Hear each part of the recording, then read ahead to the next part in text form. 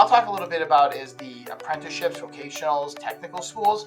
So since 2021, we've seen a 3 times increase in the amount of students who say they're most likely to consider that.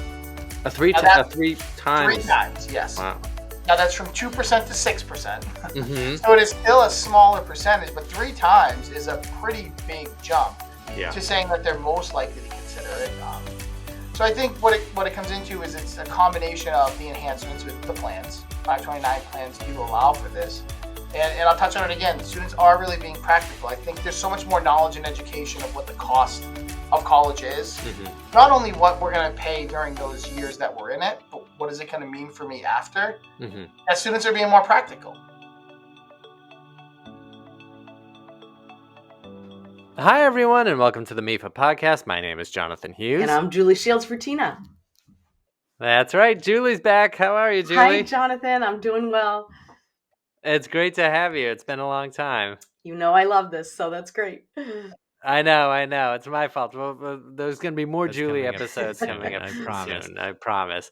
Well, a little bit later on in the show, you'll hear from Cory Latham from Fidelity Investments. And he's going to tell us about college savings because this is September. We're recording this in September, which is College Savings Month.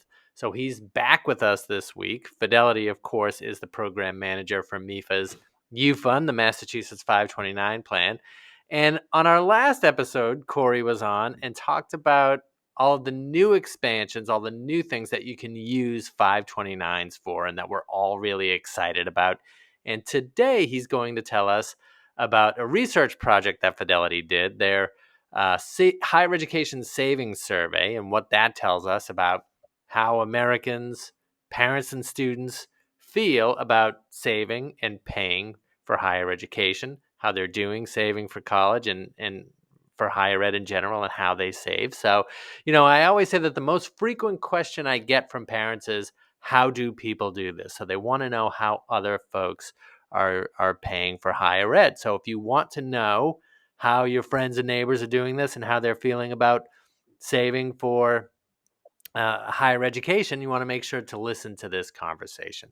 But September is not only College Savings Month, it's the month before the FAFSA comes out, right, Julie? It sure is.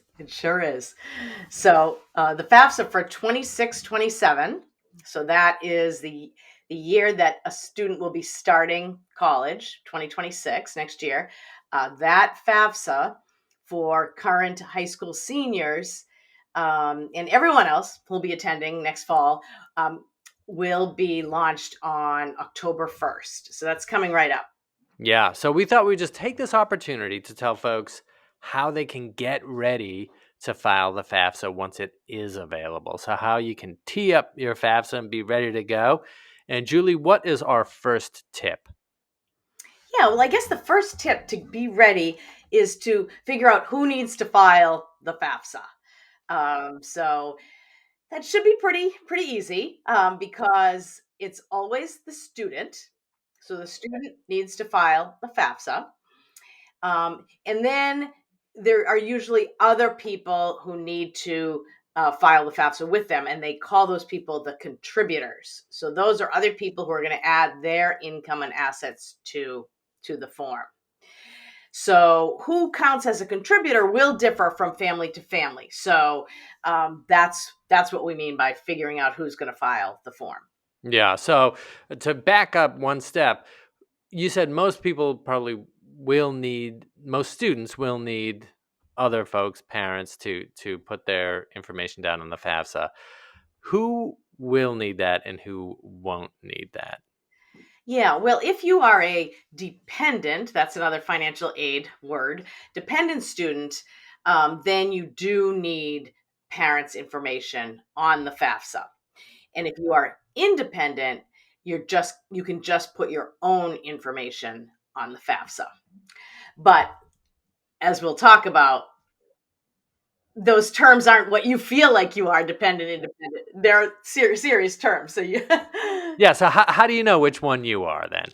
Yeah. So really, to most most students who are coming out of high school going into college are going to be considered dependent. So it's a very strictly defined term. Okay. So there are a series of questions that the student gets when they start the FAFSA. And that will determine whether they are dependent or independent. So I won't go through all of them, but this is the gist of the type of questions that the student will see. It will ask the student, are you a graduate student? Will you be 24 years of age when school begins? Are you married? Do you have dependents that you support more than 50% of the time? So these are the type of questions that if the answer is yes to those, that would make the student independent. But again, most students leaving high school going into college will be answering no to those questions. So they will be considered dependent. I will make one point, though, that if a student is in a legal guardianship, then they can be treated as independent and don't need to list the legal guardian's income and assets. Students only have to list parents' income and assets. Okay, so let's assume for the most part that we're dealing with dependent students. So that means the student would need to identify which parents will need to be a contributor on the FAFSA. So what does that mean? Yeah, well, if a student is dependent and their parents are married, living together, then they will have both parents' information on the FAFSA, even though only they will have both parents' information on the FAFSA, and so both will be contributors. If the student has parents who are divorced or separated, then they will be choosing a parent. And it will be the parent who offered more than 50% of their support in the prior year. So that's how that works. And what if that parent has remarried? Then it's that parent. If a parent is on the form contributing, then their spouse is also going to be contributing that information. Okay, so they should figure out who needs to be on this FAFSA. They, as the student, are going to be on. Most times, they need at least one parent to be on the FAFSA. A lot of times, both. But why are we talking about this? Why is this a good thing to do and figure out before October 1st? I guess just to plan, because the truth is, once this form launches on October 1st, it's not a bad idea to just get it completed and filed, because that way you're making sure that you're meeting any financial aid deadlines. Different colleges have different deadlines. And by just filing it early in October, you have all the information because they're using past income information. So it just is a good thing to have this form done and out of the way. And so to be thinking about it ahead of time and prepared so that you can sit down on or after October 1st and get it done is a good thing. So just to have those conversations. Hey, mom, dad, I'm going to need you to do this with me. Dad, I'm going to need you to do this with me. Mom, I'm going to need you to do this with me. However that goes. Yeah. So now that they have figured that out, let's say, the next step is to get an FSA ID, right? Yes. So this is the big one. So tell us what the FSA ID is and who needs to get one. Yeah. So the FSA ID is just basically a username and a password. It's just funny that it has this fancy name. We have usernames and passwords for everything we do these days, right? That's all it is. It's a username and a password, but it's important because they will want to keep it's unique to one person, and they'll want to keep that in a safe place because, say, for the student, once you get an FSA ID, you will keep that FSA ID and use it in subsequent years. You'll even use it potentially if you are paying off a federal loan. So that is your FSA ID, and you want to keep it in a safe place.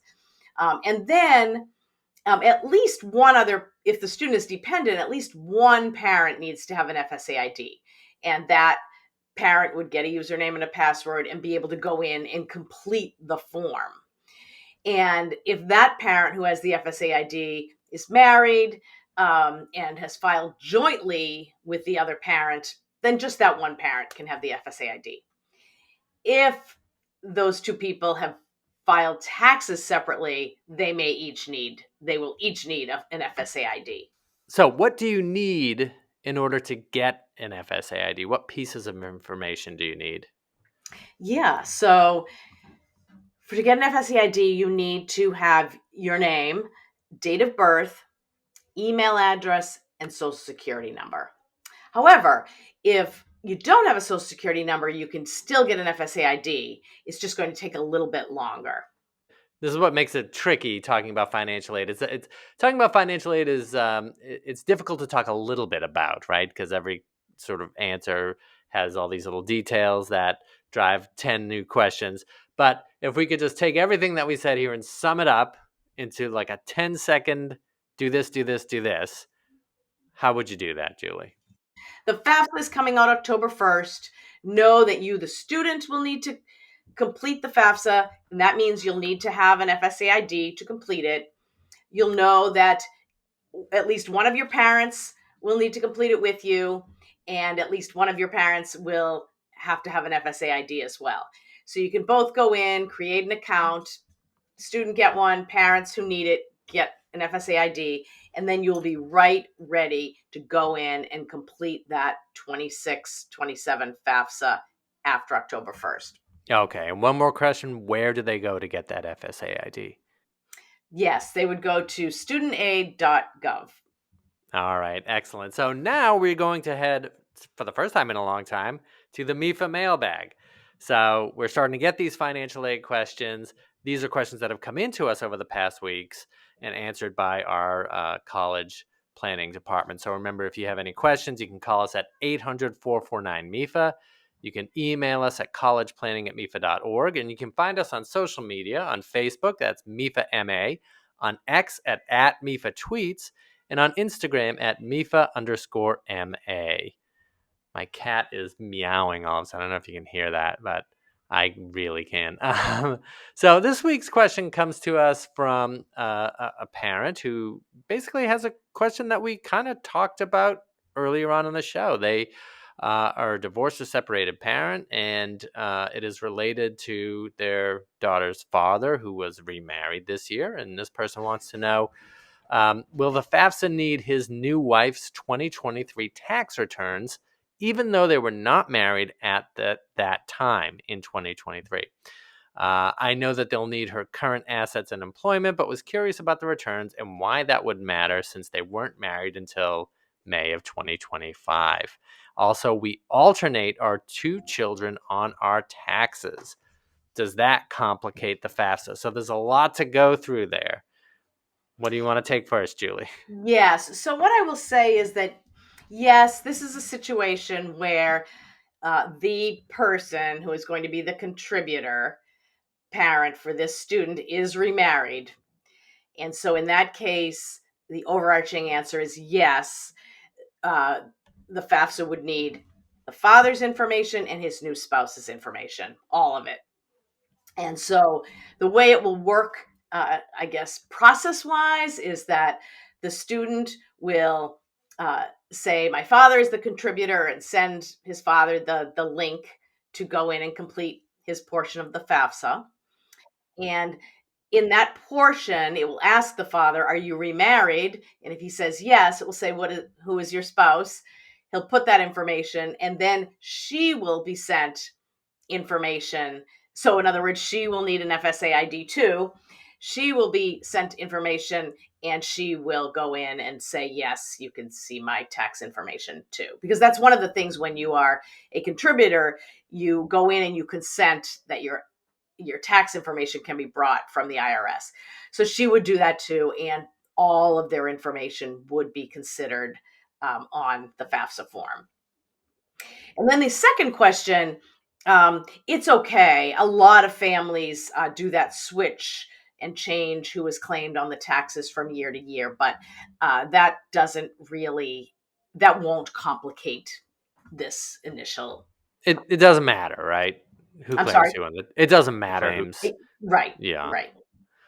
So I have a question about the answer though that you gave about this. Okay, let me think about it. Even though they weren't married in 2023, does this mean they can't use the data exchange or the, you know what I mean? No, I think they can, which is nice, because the way, again, it will work is that the student will say, the student will go in, start the FAFSA, which we didn't talk about, but that's key. This Okay. year, FSA is highly recommending that the student start the form. They have made so many technological advances to make this process smooth, but that really does start with the student starting the form. And then That's really good to know. yeah, it's really key this year. And then they will say, my dad is going to be the contributor, and so he will get a link that he will send to his father. Okay, so his father gets the Yep. link. His father already has an FSA ID and goes in and puts his own information in the form. And the form will ask him, "Are you married?" And the father will have to say yes. And then they will ask for his spouse's information. He'll put that in, and then he can send it to her, and she will get an email saying, you need to go in and complete your information. So in other words, in this scenario, they will all need an FSA ID, and they will all need to contribute on the form. And because of that, again, the technology advances. She will go in, and then her tax return information from the correct year that's needed will just go right into the form. And she needs an FSA ID because in 2023 they did not file together. Yes. All right, Julie. Well, thank you so much. Once again, please reach out to us with any questions at collegeplanning@mefa.org, over the telephone at 800-449-MEFA. Social media, that's Facebook, MEFA MA, X at MEFA Tweets, and Instagram, MEFA_MA. Just remember, we have a bench of college guidance experts available to answer your questions. Now, let's talk about how Americans are saving for higher ed with Fidelity Investments. Cory Latham. I guess I'll just kick things off and welcome Cory back to the show. This is Cory Latham from Fidelity, of course, our partner in offering the U.Fund, Massachusetts 529 plan. And last time when he was here, it was just a week ago or so, he was talking to us about the expansions of the 529 program at the federal level.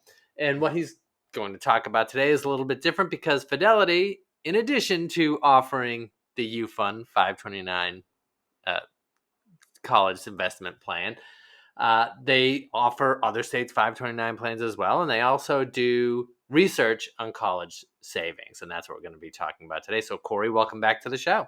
Thanks so much for having me. Looking forward to this subject as well. Just a little bit of background on the survey itself. Can you tell us what the survey is meant to gauge, and a little bit about the scope and who was asked to be a part of the survey? Yeah, so it's focused on college savings, student debt, a lot of that focus. We do different surveys throughout the year, different surveys each year, but for this one, we surveyed 2,000 U.S. high school students in grades 10 through 12 and parents of teens in that demographic as well. So generally speaking, what kind of questions do you ask these folks? What are we trying to figure out? Yes, I think it all depends. On this one, we really were trying to figure out, like, what are people's expectations when it comes to college? Is it shifting? Is it changing?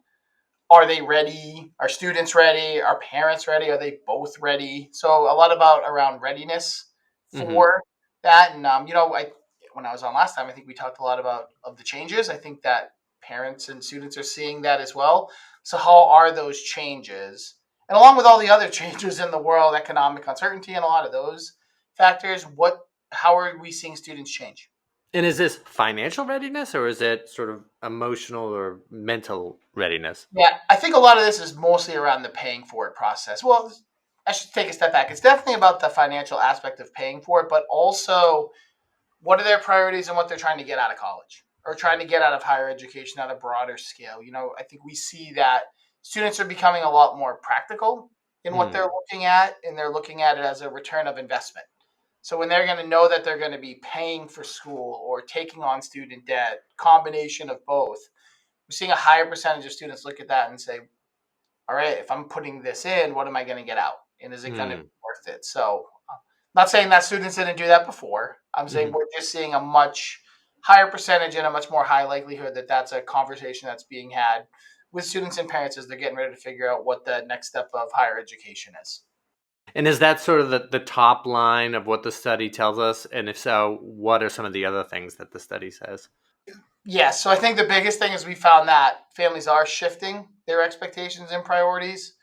Um, we mentioned that, right? It's the practical factors. So what does success look like is changing. Things they're looking at, affordability, career readiness, long-term financial security.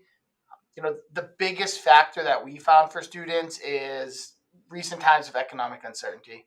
That shaped it the most. With that, we're seeing like a surge of the non-traditional paths, right? And that's what we talked about with what 529s are expanding to: trade schools, apprenticeship programs, community colleges, things like that. They're really focusing on return of investment. And I do think that we're also seeing with parents, more than half are saying they're concerned about the impact it could have, economic uncertainty could have on their ability to save. We'll see on a good side, though, about 3/4 of parents say that they're maintaining their savings right now. So while there is a lot of that uncertainty, we do see that many of the folks that are currently saving are staying on that path. Can you drill down a little bit more on students looking to alternatives to the traditional 4-year path? Yeah. I mean, the world's evolving, so higher education is evolving with it. I think back to years and years ago, online education wasn't a thing. And now it's a major part of it, right? So what I'll talk a little bit about is the apprenticeships, vocationals, technical schools. So since 2021, we've seen a 3 times increase in the amount of students who say they are most likely to consider that. A three times? 3 times, yes. Wow. Now that's from 2% to 6%. Mm-hmm. So it is still a smaller percentage, but 3 times is a pretty big jump to saying that they're most likely to consider it. So I think what it comes into is it's a combination of the enhancements with the plans. 529 plans do allow for this. And I'll touch on it again. Students are really being practical. I think there's so much more knowledge and education of what the cost of college is. Not only what we're going to pay during those years that we're in it, but what is it going to mean for me after? As students are being more practical and looking at it and saying, maybe a vocational school is what I want to do now. And so I'm going to focus on that. And that's where I want to take my time and use my dollars that I've saved over it. But practical is probably the main word that we're seeing with a lot of the students right now. The other piece that you mentioned of this is the parents, right? So, and I think it's interesting that you say that a lot of parents are still keeping their savings. I'm not all that surprised to hear that too, but how have their saving habits changed or not changed? Yeah, so I said we saw that number of folks who are continuing to save at that path. I think for those that are concerned about the economic uncertainty and really challenged with it, the biggest actions we're seeing those parents take are, one, either reducing the amount that they're bringing in or making an investment change to limit the risk or to change the investment profile that we're looking at. Those are the more typical ones. But I did want to touch on one thing you said that was interesting is one of the things we see with parents and with students, which is increasing for the better, is the conversations that they're having about what does paying for college look like. That is good news. 70% of parents and students have had a conversation of what it is. And, study after study will tell you that one of the best ways to meet your goal is to have a plan. So the earlier you have the plan, the earlier that you figure out that, right, like, because paying for college there's a lot that can go into it, right? It's savings, it's grants, it's loans, it's scholarships. There's so many things that can go into it that it's not just one thing. Fully understanding that, knowing what the cost is going to be, having a plan in place with that, with both the student and the parent, we found like it's going up, the amount of folks that are doing it. And then the folks that do that report feeling confident in their ability to be able to meet their goals, it's a higher likelihood that they will. So it sounds simple, right? If I said one of the best things you can do is sit down and talk about it, but it really is. It's absolutely one of the best, most important things you can do when it comes to, meeting that goal you have of paying for college or whatever 100%. higher education is. Now, what should parents keep in mind when building or adjusting a college savings plan? Yeah. Well, we don't have all day, and I can tell you that the answer would be the real answer is what shouldn't they keep into account, right? I think that's the most important thing is that there is just a lot. I mentioned it. The first thing really have a plan. Have a plan, sit down, build a plan, like understand what you want to do. And make sure that that plan is comprehensive, and make sure that you have realistic expectations of what you're going to want to pay and what you're not going to be able to pay.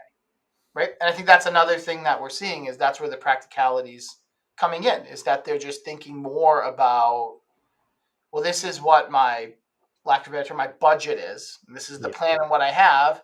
Here's what I want to get out of my next however many years of higher education. I'm going to put those together and what's going to make the most sense. And just thinking about it and researching and talking about it. I think that that's the big thing. And then for parents right now, I think one of the big things we talk about all the time is it's having a 529 plan, right? Having a U-Fund, and that, we talk all the time about start early, and it's so important. The earlier you start, the more time you have for growth. What I hate people to say is, well, I didn't start already, so what's the point? Well, the point is anything that you're saving now, less that you're going to have to pay later.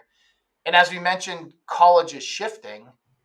It's maybe not at age 18 you're going to go to college. Maybe it's at age 28 or age 38, whatever age that ends up being. Just because you might not have started early and went on that set, 18 track that most people are on, don't let that be the reason why you're not going to invest, because there are opportunities, and we're seeing as the world evolve and change that the usage for these accounts are becoming broader and bigger, and people are using them at different times in their lives. Now, I love that you addressed the fear of being too late. How early should parents and students start planning for costs? Yeah, it's never too early. Yeah, I think there's some parents who start even before they have kids. Yeah. They can be planning for what the education of their future children are going to look like. There are benefits to starting earlier, right? When you think about what are those healthy financial practices, right? You start early, you do automatic contributions, you kind of that set it and forget it type of methodology where you're investing an amount of money on a monthly or quarterly, whatever cadence you have. You take advantage of that compounding growth, right? And then it continues to grow and grow and grow over time. And if you think about something like a 529, right, it's tax deferred. As long as it's a qualified expense, it's tax free at the end. So there is no right or wrong answer here, but the best thing is the earlier you do start, the more time horizon you have to take advantage of all of those things that a 529 plan can offer for you. Now, are there any common mistakes that you see families making other than not starting, a 529 when they are planning for college? Yeah. The biggest one is I didn't start now, so I didn't start early enough, so why do it? Like that's the biggest one that I always want to talk with folks about, right? Is that doesn't matter. There's folks about who aren't having that conversation, right? I think that's a big thing or the conversations are being had in silos, right? That's just as bad. So it's making sure that that you're sitting down and having the conversation with the individuals who are going to be responsible for what the payments are going to look like or what financing it's going to look like. Don't let any of those factors that you think, I don't want to talk about it. It's uncomfortable. You got to talk about it. Yeah. Right? You got to talk about it. Or my child's X age, so I already missed out on this many years. Well, that's all right. Like, again, I love saying it. Whatever you save now is less that you're going to have to pay later. And next time you have me on the podcast, I'll say that. Okay. All right. So if anybody's hearing this and they agree with you, you've inspired them to do this, where do they go for more information? Yeah, so you can go right on fidelity.com. You go /U-Fund. You're going to get all that information right there. Take advantage of all the resources that we have available. Jonathan, I know what you guys have at MEFA. There's a ton of resources available out for folks. Just don't be afraid to look into them because it's going to help you out. It's a bit of a process, but the more you can do to prepare for it going into it, the higher likelihood you're going to have of meeting whatever that end goal is going to be. All right. Thank you so much, Cory. Thanks for coming back. Thanks for having me.